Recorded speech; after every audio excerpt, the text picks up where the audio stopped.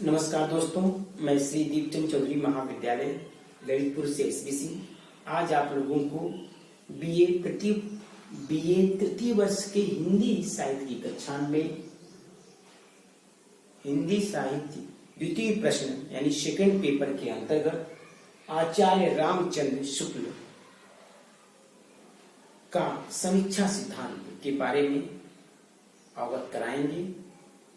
आप लोग ध्यान से पढ़िएगा और समझिएगा। जैसा कि बच्चों हम सभी जानते हैं कि आचार्य रामचंद्र शुक्ल का आलोचना के क्षेत्र में महत्वपूर्ण स्थान है। उन्होंने अनेक प्रकार के आलोचनात्मक ग्रंथ लिखे।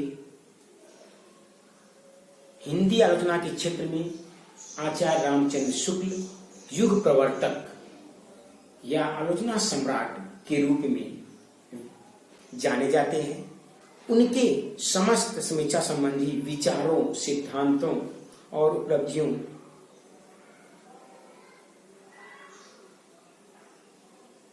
का उल्लेख हिंदी साहित्य में महत्वपूर्ण स्थान रखता है। भाव आचार्य रामचंद्र शुक्ल की आलोचनात्मक पुस्तक रस मीमांसा में भाव की व्याख्या करते हुए उन्होंने कहा कि प्रत्यक्ष यानी प्रत्यय बोध, अनुभूति और वेग युग प्रवृत्ति, इन तीनों के गूढ़ संश्लेष का नाम भाव है। उन्होंने भाव के तीन अवयवों का उल्लेख किया है। मूल मनोविकार, उसकी आंतरिक प्रक्रिया, उसकी बाह्य अभिव्यक्ति। कवि कर्म, आचार्य रामचंद्र शुक्ल ने कवि कर्म के दो विधान बताए हैं, विभाव पक्ष और भाव पक्ष को उन्होंने इस प्रकार परिभाषित किया है कि काव्य में विभाव ही मुख्य होता है। भावों के प्रकृति, आधार या विषय का कल्पना द्वारा पूर्ण या यथातथ्य प्रत्यक्षीकरण कवि का सबसे पहला और आवश्यक काम है। ठीक, उनके अनुसार विभाव काव्य में महत्वपूर्ण है और कल्पना का मुक्त विचरण भी वही संभव है। ठीक, भाव के साथ साथ विभाव, अनुभाव, संचारी भाव का भी उन्होंने विवेचन किया है। अनुभाव को वे आश्रय की चेष्टा और विभाव को आलंबन की चेष्टा मानते हैं। ठीक है, शुक्ल जी के अनुसार जो भाव ऐसे हैं जिन्हें किसी पात्र को प्रकट करते देख या सुनकर दर्शक या श्रोता भी उन्हीं भावों से अनुभव करने लगते हैं, कर सकते हैं, वे प्रधान भावों में रखे गए हैं। शेष भाव मन की वे संचारियों में डाले गए हैं। ठीक, उन्होंने संचारी भावों का वर्गीकरण इस प्रकार किया है: सुखात्मक, दुखात्मक, उभयात्मक और उदासीन। स्वरूप की दृष्टि से 5 वेद बताए हैं: स्वतंत्र विषय मुक्त भाव, मन के वेग, अंतःकरण प्रवृत्ति, मानसिक अवस्था, शारीरिक अवस्था।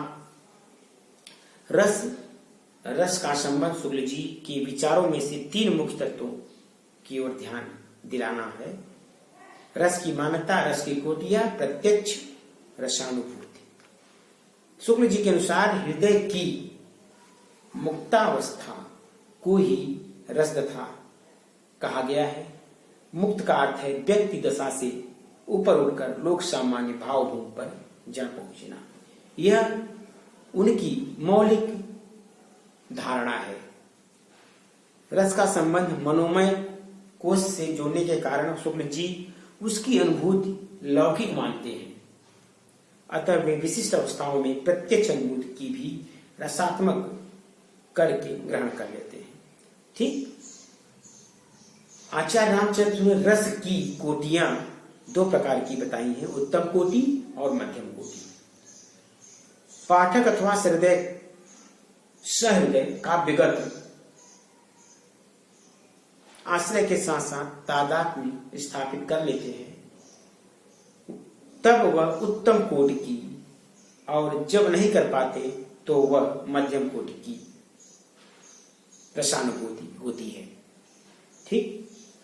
प्रत्यक्ष रसानुभूति के अनुसार रसानुभूति प्रत्यक्ष वास्तविक अनुभूति से सर्वथा अलग होती है, बल्कि उसी का एक उदात्त स्वरूप है। हमारे यहाँ के आचार्यों ने स्पष्ट सूचित कर दिया है कि वासना रूप में स्थित भाव ही रस रूप में जमा करते हैं। यह वासना या संस्कार वंशानुक्रम से चली आ रही है। ठीक। आचार्य रामचंद्र शुक्ल ने आलोचना के क्षेत्र में साधारणीकरण का सिद्धांत दिया है। उनका साधारणीकरण का सिद्धांत समीक्षा के क्षेत्र में, आलोचना के क्षेत्र में महत्वपूर्ण स्थान रखता है। ठीक है। उन्होंने साधारणीकरण के दो पक्ष बताए हैं। कौन कौन से? साधारणीकरण का स्वरूप, साधारणीकरण आलंबन का होता है। इस पर वो अपना फोकस करते हैं। शुक्ल जी के अनुसार जब तक किसी भाव का कोई विषय इस रूप में नहीं लगाया जाता है कि वह सामान्यतः सबसे उसी का आलंबनत्व हो सके, तब तक उसमें रस उद्बोधन की पूर्ण शक्ति नहीं आती। इसी रूप में लाया जाना हमारे यहाँ साधारणीकरण कहलाता है। यानी हमारे आलोचना साहित्य में, आलोचना जगत में साधारणीकरण कहलाता है। साधारणीकरण आलंबन का होता है। यह शुक्ल जी ने स्वीकार करते हुए कहा है कि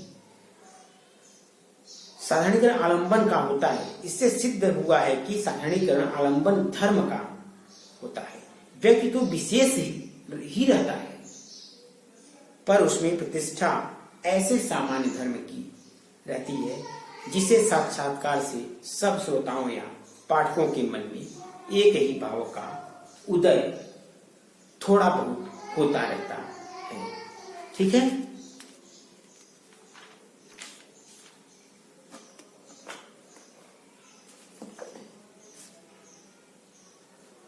समझ आ गया बच्चों?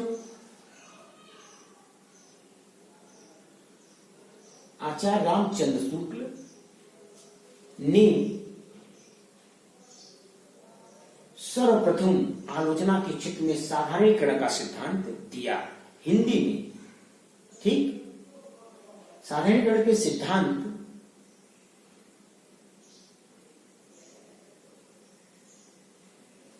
देने के कारण उन्हें आलोचना के क्षेत्र में युग प्रवर्तक के रूप में स्वीकार किया गया। ठीक है बच्चों, आज के लिए इतना ही बच्चों। उम्मीद करता हूं कि आचार्य रामचंद्र शुक्ल के समीक्षा सिद्धांत के बारे में मैंने जो संक्षिप्त रूप से जानकारी आपको प्रदान की, वह आपको अच्छी तरह से समझ में आ रही होगी। ठीक है बच्चों, आज के लिए इतना ही। बहुत बहुत धन्यवाद।